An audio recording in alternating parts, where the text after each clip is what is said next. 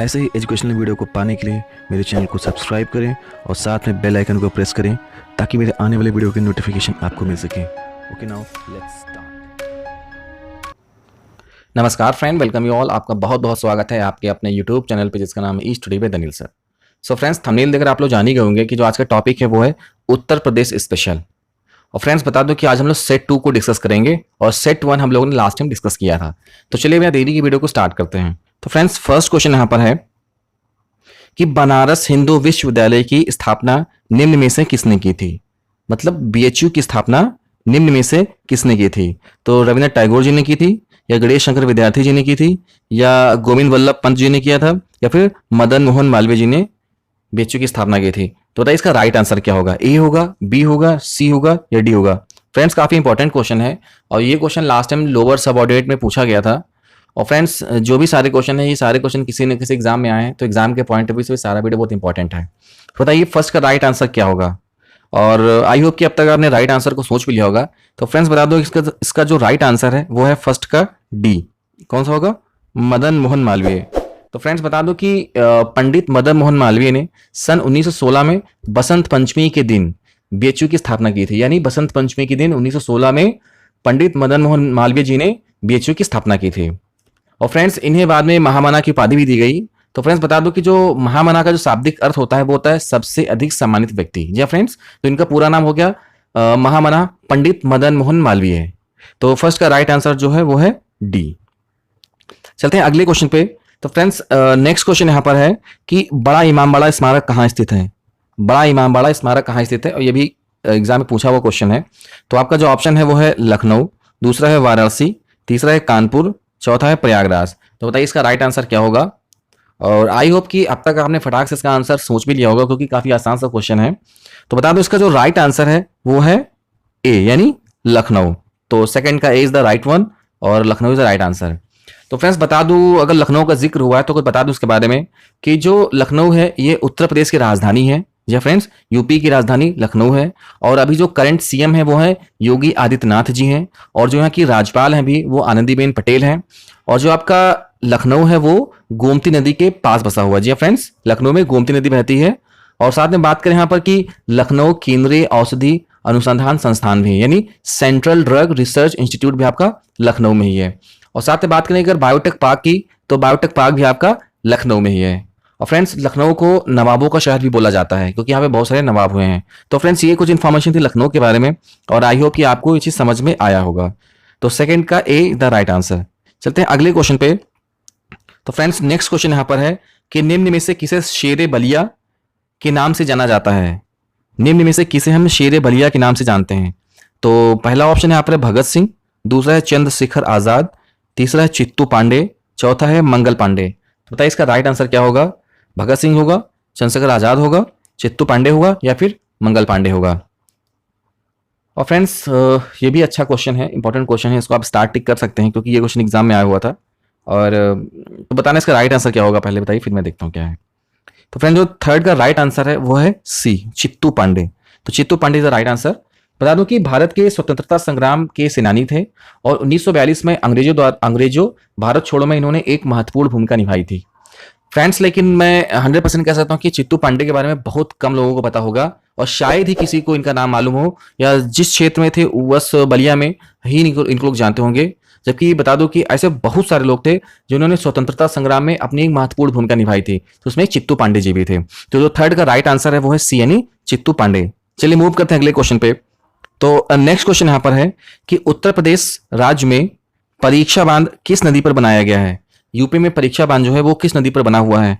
तो आपको जो विकल्प है वो है शारदा नदी, दूसरा है चंबल नदी, तीसरा है बेतवा नदी, चौथा है घाघरा नदी।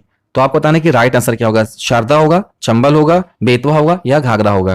आपको यहाँ पे सही विकल्प का चयन करना है। तो फ्रेंड्स बता दूं कि आपका जो राइट आंसर यहाँ पर है वो है फोर्थ का सी। कौन क्या होगा? बेतवा। जी फ्रेंड, जो परीक्षा बांध है वो बेतवा नदी पर बना हुआ है। तो जो बेतवा नदी पर यह आपका जो परीक्षा बांध बना हुआ है और ये झांसी जिले में पड़ता है। जी फ्रेंड्स, ये आपका झांसी जिले में है। और साथ में बता दो कि अगर बात करें माता टीला बांध की, जी फ्रेंड्स एक बांध है माता टीला बांध, यह ललितपुर जिले में है। और माता टीला बांध भी आपका बेतवा नदी पर बना हुआ है। मतलब अगर आपसे एग्जाम में पूछ ले कि माता टीला बांध किस नदी पर बना हुआ है, परीक्षा बांध किस नदी पर बना हुआ है, तो आपको बताना है इसका राइट आंसर होगा बेतवा नदी। बता दो कि जो माता टीला बांध है यह एमपी व यूपी की एक संयुक्त परियोजना है। मतलब इसमें एमपी और यूपी ने मिलकर इसमें काम किया हुआ है। और एक बांध आपका और है जिसका नाम है रानी लक्ष्मीबाई बांध। या फ्रेंड्स, रानी लक्ष्मीबाई बांध ये भी आपका बेतवा नदी पर है। मतलब आपके बेतवा नदी पर 3 बांध हो गए, एक परीक्षा बांध हो गया, माता टीला बांध हो गया और आपका एक रानी लक्ष्मीबाई बांध हो गया। तो फ्रेंड्स तीनों आपको याद रखना कि तीनों आपके बेतवा नदी पर हैं। फ्रेंड्स अगर बात करें यहाँ पर राष्ट्रीय कृषि वानिकी अनुसंधान केंद्र की, तो आपका झांसी में है। या friends national research centre for agro forestry, मतलब आपका राष्ट्रीय कृषि वानिकी अनुसंधान केंद्र ये आपका झांसी में ही है। तो आपको ये चीज याद रखना है कि आपका झांसी में राष्ट्रीय कृषि वानिकी अनुसंधान केंद्र है। तो फ्रेंड जो फोर्थ का राइट आंसर है वो है सी। चलते हैं अगले क्वेश्चन पे। तो 5th नंबर का क्वेश्चन यहां पर है कि सामाजिक वानिकी और पर्यावरण पुनर्वास केंद्र, या फ्रेंड सामाजिक वानिकी और पर्यावरण पुनर्वास केंद्र भारत के निम्नलिखित में से किस नगर में अवस्थित है? तो आपको बताना है कि सही विकल्प क्या है। तो फ्रेंड्स पहला विकल्प है देहरादून, दूसरा है प्रयागराज, तीसरा है नागपुर, चौथा है भोपाल। तो आपको बताना है कि सही विकल्प क्या होगा यहाँ पर। देहरादून होगा, प्रयागराज होगा, नागपुर होगा या भोपाल होगा। तो फ्रेंड्स ये थोड़ा सा टफ क्वेश्चन हो सकता है और काफी इंपॉर्टेंट क्वेश्चन ये भी है। तो आपको बताना है कि इसमें सही विकल्प क्या है। आप थोड़ा सोच सकते हैं, आपको मैंने समय दिया हुआ है। तो फ्रेंड जो 5th का राइट आंसर है वो है बी, प्रयागराज। बता दूं कि प्रयागराज का पहले नाम इलाहाबाद हुआ करता था, लेकिन बाद में इसका नाम चेंज करके इसका नाम प्रयागराज कर दिया गया है। और अगर बात करें प्रयागराज के बारे में, तो फ्रेंड्स बता दूं कि इसको प्रधानमंत्रियों का शहर भी कहते हैं, क्योंकि इस शहर से बहुत सारे प्रधानमंत्री निकले हुए हैं। और जैसा जानते हैं कि इसका नाम पहले इलाहाबाद था और बाद में इसका नाम प्रयागराज कर दिया गया। और कुछ खास बातों को अगर पॉइंट आउट करें यहाँ पर, तो यहाँ प्रत्येक 12 वर्ष में कुंभ मेले का आयोजन किया जाता है। क्या फ्रेंड्स, वैसे तो आप जानते हैं कि जो कुंभ मेला होता है वो भारत के 4 जगह पे इसको आयोजन किया जाता है, 4 राज्यों में इसका आयोजन होता है, लेकिन उसमें से एक आपका प्रयागराज भी है। तो 4 राज्य कौन कौन से हैं? तो देखिए जैसे पहला आपका हरिद्वार हो गया, दूसरा आपका नासिक हो गया, तीसरा आपका उज्जैन हो गया और चौथा आपका प्रयागराज हो गया। तो जो आपका हरिद्वार है ये गंगा नदी के किनारे बसा हुआ है, नासिक जो है ये गोदावरी किनारे बसा हुआ है, उज्जैन जो है ये क्षिप्रा नदी के किनारे बसा हुआ है, और जो प्रयागराज है यहाँ पे संगम है, यहाँ पे गंगा यमुना और सरस्वती तीनों मिलती हैं यहाँ पर। तो आपको मालूम होना चाहिए कि हर 12 वर्ष के बाद में कुंभ मेले का आयोजन किया जाता है, जिसमें आपका हरिद्वार, नासिक, उज्जैन और प्रयागराज है। अगर बात करें यहाँ पर पार्क की, तो यहाँ पे एक फेमस आपका अल्फ्रेड पार्क है, जिसको हम लोग आजाद पार्क के नाम से भी जानते हैं। या फ्रेंड्स अल्फ्रेड पार्क जिसे हम लोग आजाद पार्क के नाम से भी जानते हैं। और यहाँ पे फ्रेंड्स पातालपुरी मंदिर भी है। जी हाँ फ्रेंड्स, यहाँ पे पातालपुरी मंदिर भी है। और यहाँ पे बात करें गोविंद वल्लभ पंत सामाजिक विज्ञान संस्थान भी आपका है। तो फ्रेंड देखिए काफी कुछ मैंने कवर किया इस क्वेश्चन से। तो पातालपुरी मंदिर यहाँ पर है और साथ में गोविंद वल्लभ पंत सामाजिक विज्ञान संस्थान आपका प्रयागराज में ही है। तो फ्रेंड जो आपका 5th का राइट आंसर है वो है बी, यानी सामाजिक वानिकी और पर्यावरण पुनर्वास केंद्र आपका प्रयागराज यानी पूर्व का नाम इलाहाबाद में है। तो 5th का B is the right one. चलते हैं अगले क्वेश्चन पे। तो फ्रेंड नेक्स्ट क्वेश्चन यहाँ पर है कि उत्तर प्रदेश के निम्न में से कौन सा जिला संतरे का सर्वाधिक उत्पादक है? मतलब आपसे क्वेश्चन पूछा यहाँ पे कि यूपी के किस जिले में सबसे ज्यादा संतरे का उत्पादन होता है? तो आपके विकल्प यहाँ पर इस प्रकार है। पहला आपका फर्रुखाबाद है, दूसरा आपका रामपुर है, तीसरा आपका अयोध्या है, चौथा आपका सहारनपुर है। तो आपको यहाँ पे दिए हुए विकल्प में से सही विकल्प का चयन करना है और आपको बताना है कि सबसे ज्यादा किस जिले में संतरा पैदा होता है। तो फ्रेंड्स बता दूं कि काफी इंपॉर्टेंट क्वेश्चन है और ये क्वेश्चन एग्जाम में आया हुआ है। तो फ्रेंड्स जो 6 का राइट आंसर है वो है डी, यानी सहारनपुर। तो सहारनपुर में सबसे ज्यादा संतरा पैदा होता है। मतलब देखिए यूपी की बात कर रहा हूँ, यूपी में सबसे ज्यादा जो संतरा है वो सहारनपुर में पैदा होता है। वैसे अगर भारत की बात करूँ, इंडिया की बात करूँ, तो सबसे ज्यादा जो संतरा है वो नागपुर यानी महाराष्ट्र के नागपुर में पैदा होता है। अगर साथ में बात करें यहाँ पे central pulp and paper research institute, जी हाँ फ्रेंड्स एक इंस्टीट्यूट है, इसका नाम है central pulp and paper research institute यानी CPPRI। ये भी आपका सहारनपुर में ही है और सहारनपुर के ये हिम्मतनगर एरिया में है। और अगर आपसे एग्जाम में क्वेश्चन पूछ लेंगे central pulp and paper research institute यानी CPPRI कहाँ है, तो आपको बताना है इसका राइट आंसर जो है ये सहारनपुर के हिम्मतनगर में है।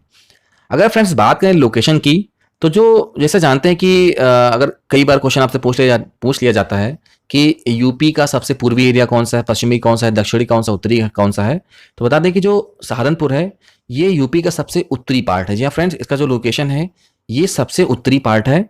अगर बात करें यहाँ पर कि सबसे पश्चिम में कौन सा है, तो सबसे पश्चिम में आपका शामली है, उत्तर में आपका सहारनपुर हो गया, पूर्वी में आपका बलिया हो गया और दक्षिण में आपका सोनभद्र हो गया। देखिए फ्रेंड्स, कई बार क्वेश्चन आपसे पूछ लिया जाता है कि इस जगह की लोकेशन क्या है, तो आपको पता होना चाहिए कि सहारनपुर जो आपका वो उत्तर में है।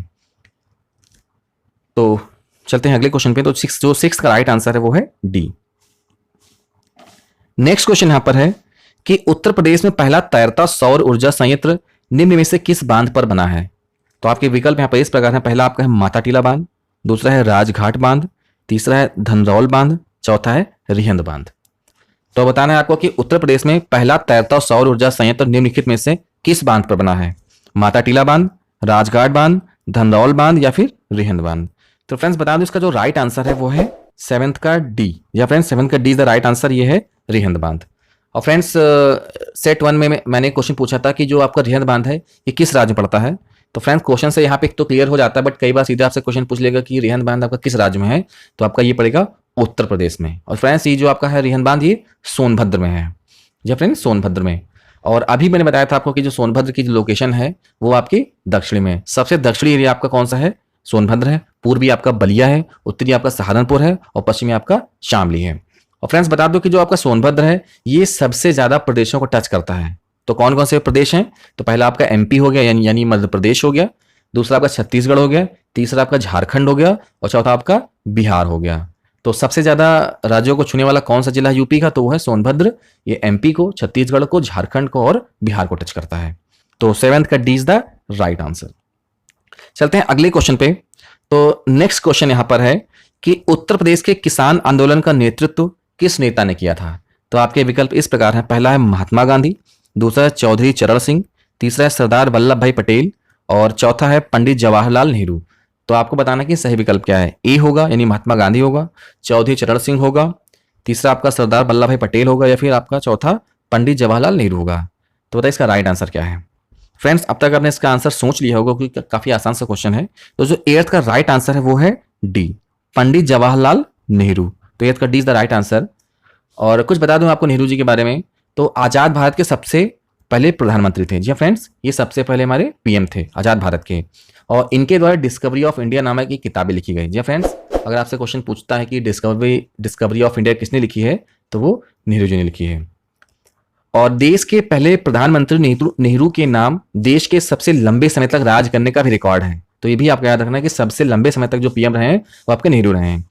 और अगर बात करें यहाँ पर उनके द्वारा लिखी गई पुस्तक डिस्कवरी ऑफ इंडिया की, तो इस पुस्तक में नेहरू जी ने सिंधु घाटी सभ्यता से लेकर भारत की आजादी तक विकसित हुए भारत की बहुविध समृद्ध संस्कृति, धर्म व जटिल अतीत को वैज्ञानिक दृष्टि से विलक्षण भाषा शैली में बयान किया है। तो डिस्कवरी ऑफ इंडिया किसने लिखी है? नेहरू जी ने लिखी है। तो जो एथ का राइट आंसर है वो है डी, पंडित जवाहरलाल नेहरू। चलिए मूव करते हैं अगले क्वेश्चन पे। तो फ्रेंड्स नेक्स्ट क्वेश्चन यहां पर है कि उत्तर प्रदेश में 1857 की क्रांति का आरंभ सर्वप्रथम किस नगर में हुआ था?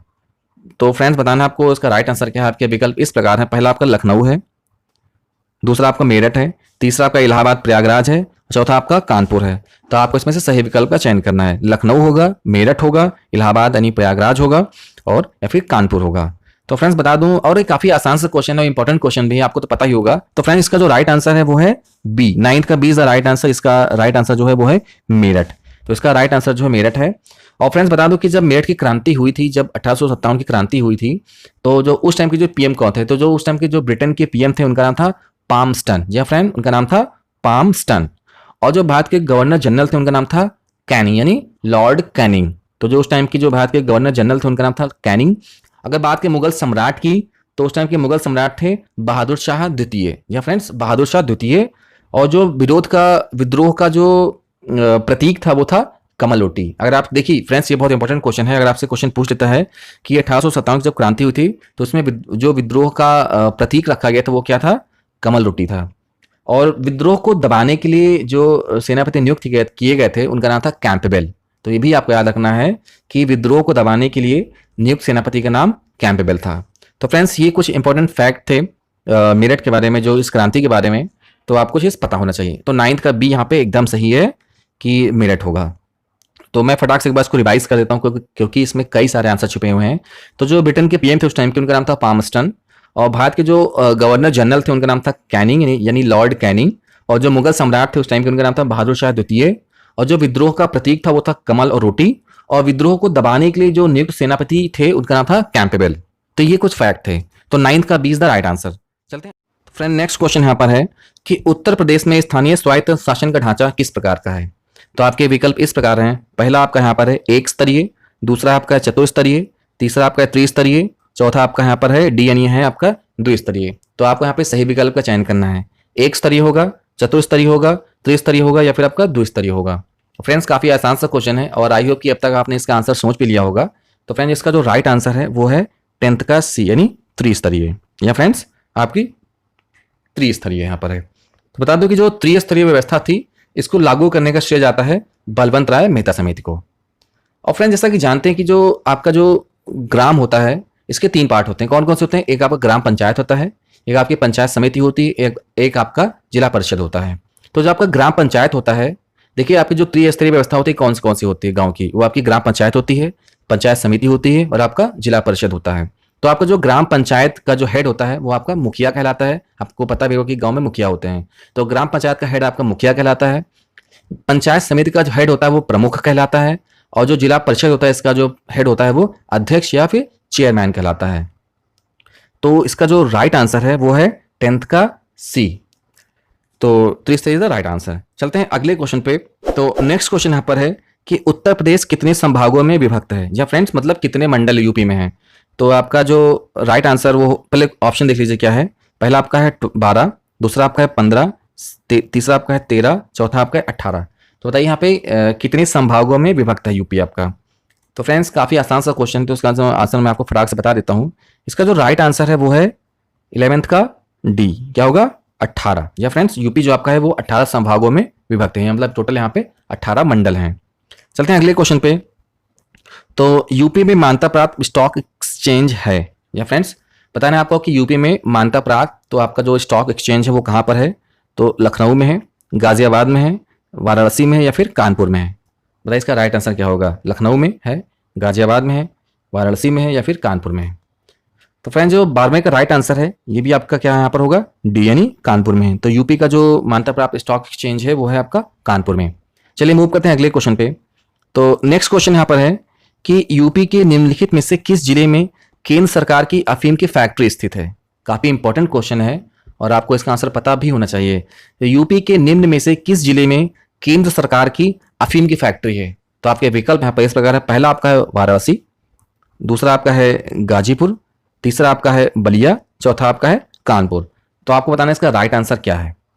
वाराणसी होगा, गाजीपुर होगा, बलिया होगा या फिर कानपुर होगा। तो फ्रेंड्स बता दो इसका जो राइट आंसर है वो है 13 का बी, क्या है गाजीपुर। या फ्रेंड्स ये बनारस के आगे पड़ता है गाजीपुर। और बता दूं कि जैसा जानते हैं कि जो गाजीपुर है यहाँ पे अफीम की जो फैक्ट्री है, और साथ में कुछ फैक्ट बताऊं उसके बारे में। तो जो लॉर्ड कॉर्नवालिस का आपने नाम सुना होगा, तो लॉर्ड कॉर्नवालिस का जो मकबरा है वो आपका गाजीपुर में ही है। जी फ्रेंड्स लॉर्ड कॉर्नवालिस का मकबरा गाजीपुर में है। अच्छा फ्रेंड्स एक बात आपको बता दूं, देखिए आपसे अगर क्वेश्चन पूछ ले कि जो गोमती नदी है ये गंगा में मिलती है, तो ये गंगा में किस जगह मिलती है, किस जिले में मिलती है, तो इसका भी राइट आंसर क्या होगा गाजीपुर ही होगा, क्योंकि जो गोमती नदी है ये गाजीपुर में ही आकर मिलती है। तो गाजीपुर में ही गोमती नदी आकर मिल जाती है। और गोमती नदी के बारे में कि बता दें तो कुछ कि यह उत्तर भारत में बहने वाली प्रमुख नदी है। इसका जो उद्गम है वो पीलीभीत जिले में फुल्लर झील यानी गोमत ताल से होता है। यह नदी पीलीभीत के ददली क्षेत्र से निकलकर शाहजहांपुर, खीरी, सीतापुर, लखनऊ, सुल्तानपुर व जौनपुर जिले से बहती हुई गाजीपुर के निकट गंगा में आके मिल जाती है। तो आपको पता होना चाहिए कि जो गोमती नदी है ये गाजीपुर में आके गंगा में मिल जाती है। और यहाँ पे लॉर्ड कॉर्नवालिस का मकबरा भी है। तो 13 का जो राइट आंसर है वो है बी यानी गाजीपुर। चलते हैं अगले क्वेश्चन पे। तो नेक्स्ट क्वेश्चन यहाँ पर है कि 14वीं शताब्दी में जो प्रसिद्ध मस्जिद आपकी अटाला है उत्तर प्रदेश के किस शहर में स्थित है। तो 14वीं शताब्दी की प्रसिद्ध मस्जिद इसे अटाला मस्जिद कहा जाता है, या यूपी के किस शहर में स्थित है। तो आपका जो विकल्प है वो है अयूबगंज, दूसरा आपका है हैदरगढ़, तीसरा आपका है जौनपुर, चौथा आपका है फतेहपुर। तो बताइए इसका राइट आंसर क्या होगा। अयूबगंज होगा, हैदरगढ़ होगा, जौनपुर होगा या फिर फतेहपुर होगा। और आई होप कि इसका आंसर आपको पता भी होगा। तो फ्रेंड बता दो इसका फटाक से, जो इसका राइट आंसर है वो है 14th का सी यानी जौनपुर। या फ्रेंड इसका राइट आंसर क्या है जौनपुर। और जौनपुर का पहले यानी इसको पूर्व में शिराज कहा जाता था। या फ्रेंड्स जौनपुर को पहले पूर्व में शिराज कहा जाता था और जो आपका जौनपुर है ये गोमती नदी के किनारे बसा हुआ है। चलते हैं अपने आखिरी क्वेश्चन पे। तो फ्रेंड्स नेक्स्ट क्वेश्चन यहाँ पर है और आखिरी क्वेश्चन यहाँ पर है कि उत्तर प्रदेश के किस शहर में 11 मंजिला पागल बाबा मंदिर है। तो आपके जो विकल्प हैं वो इस प्रकार हैं। पहला आपका है वृंदावन, दूसरा आपका है वाराणसी, तीसरा है आपका सारनाथ, चौथा है आपका चित्रकूट। तो आपको बताना कि 11 मंजिला पागल बाबा मंदिर कहाँ पर है, वृंदावन में, वाराणसी में, सारनाथ में या चित्रकूट में। तो फ्रेंड्स बता दूं इसका जो राइट आंसर है वो है 15 का ए यानी वृंदावन। और फ्रेंड्स जो आपका वृंदावन है ये मथुरा में पड़ता है। तो फ्रेंड्स ये कुछ क्वेश्चन थे यूपी स्पेशल के लेके। और बताइए कमेंट के माध्यम से कि वीडियो आपको कैसा लगा और आई होप कि वीडियो आपको पसंद में आया होगा। तो friends thank you so much, thanks for watching, keep support.